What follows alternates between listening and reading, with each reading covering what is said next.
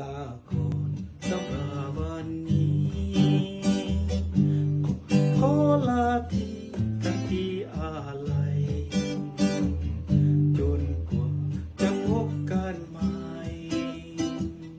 ถึงจะไปฝากใจให้มา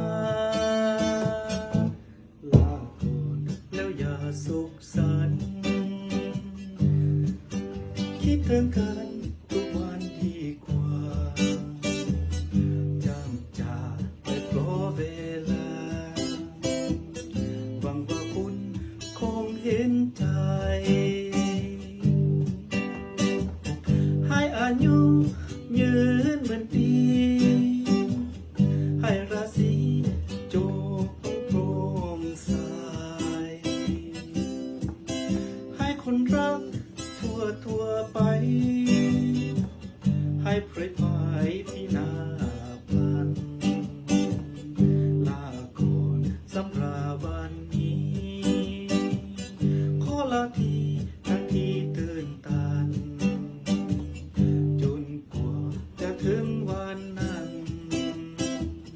หวังเจอกันในวันนั้น